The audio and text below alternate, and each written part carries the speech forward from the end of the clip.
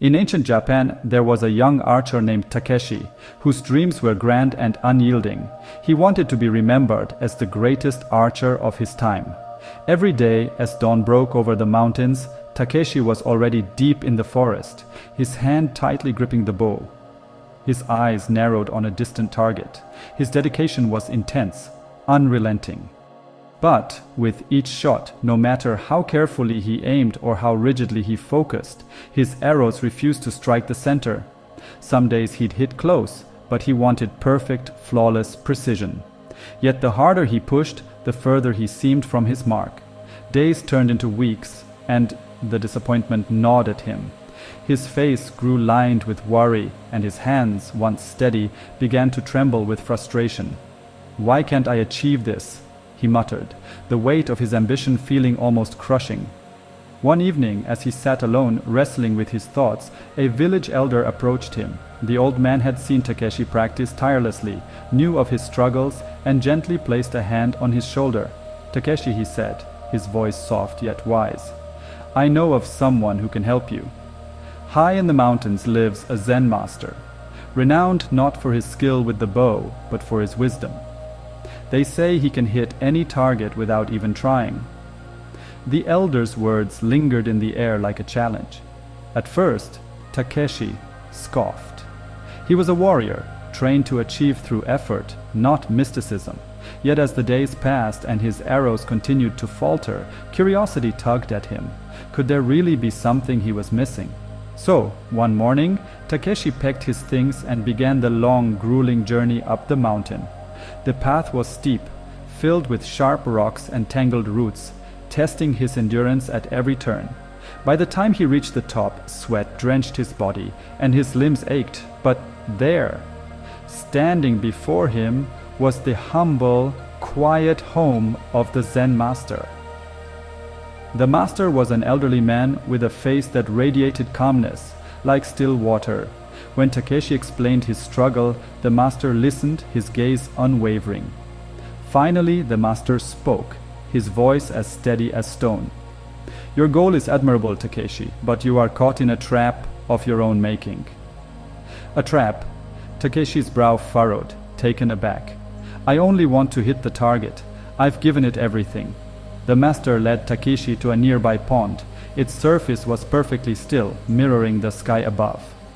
"Look into the water," the Master instructed. Takeshi peered into the pond, seeing his own reflection as clear as day. The Master picked up a stone and tossed it into the water. Ripples spread, distorting Takeshi's image until it was just a blur. "Now," the Master said, "can you see yourself?"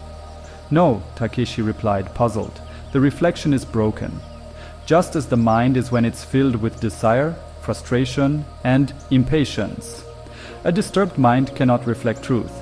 When the mind is calm, like this pond, it becomes a mirror, and clarity follows naturally."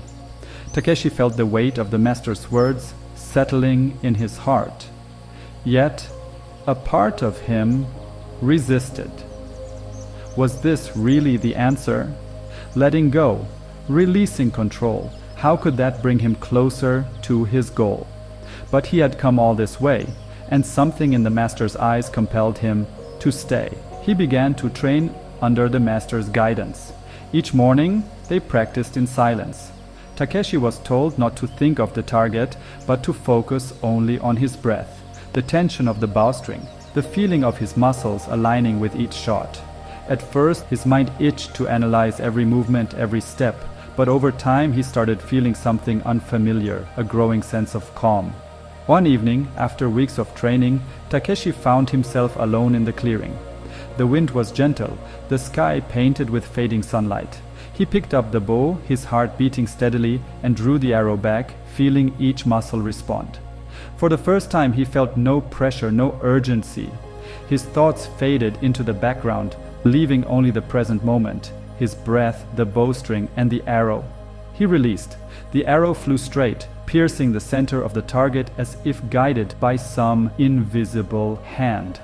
He felt a wave of quiet satisfaction wash over him, not the intense thrill he once craved, but a deep, grounded joy. It was as though he had finally understood. With a newfound sense of mastery, Takeshi approached the master, a look of gratitude in his eyes. "Thank you, master," he said. "You have given me the gift of calm.